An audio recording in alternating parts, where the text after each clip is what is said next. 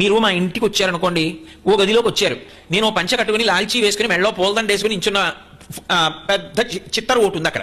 చూసి ఏమంటారు, కోటేశ్వరరావు గారు ఎక్కడ తీయించుకున్నారండి ఈ చిత్రపటం అంటారు. ఏదో తిరుపతి ఉపన్యాసాలు అవుతున్నప్పుడు తీశారండి అన్నారు అనుకోండి.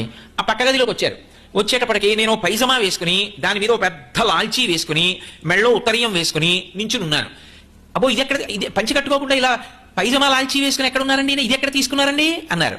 అంటే ఇదా ఆ మధ్య ఏదో పిల్లలందరితో కలిసి సంతోషంగా వెళ్ళారులేండి, ఏదో విహారయాత్రకు వెళ్ళారు అప్పుడు తీసుకున్నారు అన్నారు. ఆ పక్క గదిలోకి వచ్చారు, ఏదో నేను ఉద్యోగం చేసేటటువంటి కార్యాలయంలో ఓ సభ జరిగినప్పుడు సాంస్కృతిక కార్యక్రమాల్లో నన్ను ఎవరో ఫోటో తీశారు. అక్కడ నేను ప్యాంటు షర్టు వేసుకుని ఉన్నాను. కోటేశ్వర గారు ప్యాంటు షర్టు వేసుకుని ఉన్నారు, ఇది ఎక్కడండి అంటే వాళ్ళ ఆఫీస్లో ఒక ఉత్సవం జరిగితే అందులోది. ఇప్పుడు మొదటి గదిలో పంచకట్టుకుని ఉన్న ఫోటో నేనే, రెండో గదిలో కుర్తాలాల్చి నేనే, మూడో గదిలో ప్యాంటు చొక్కా వేసుకున్నది నేనే. పంచకట్టుకున్న కోటేశ్వరరావు గారు అంటే మీకు గౌరవం ఉంటే ప్యాంటు చొక్కా వేసుకున్న కోటేశ్వరరావు ఫోటోని చెప్పుతో కొడతారా? ఆయనే ఈయన, ఒకప్పుడు అలా ఉన్నవాడు, ఒకప్పుడు ఇలా ఉన్నాడు, వాడే ఇలా ఉన్నాడు, వీడే ఇలా ఉన్నాడు. ఓ మీకు ఒకలా నచ్చాడు, ఒకలా నచ్చలేదు, అంతే తేడా.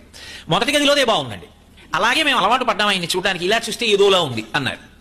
అది మీ మనసుకు అలా నచ్చింది, అలా చూడడం అలవాటైంది కాబట్టి అలా అనిపించింది. కానీ తత్వతః ఏది కట్టుకున్నది మాత్రం కోటేశ్వరరావు కదా. అలా కూర్చుంటే శివుడు, ఇలా కూర్చుంటే విష్ణువు, పుష్కరలో కూర్చుంటే ప్రభగారు తప్ప, మూడుగా ఉన్నది మాత్రం ఒక్కడే, మూడు వేషాలు కట్టి కూర్చున్నాడు తప్ప ఒకడు కానివాడు రెండుగా ఉన్నవాడు మాత్రం లేడు. ఇది అంతకన్నా పెద్ద జ్ఞానం.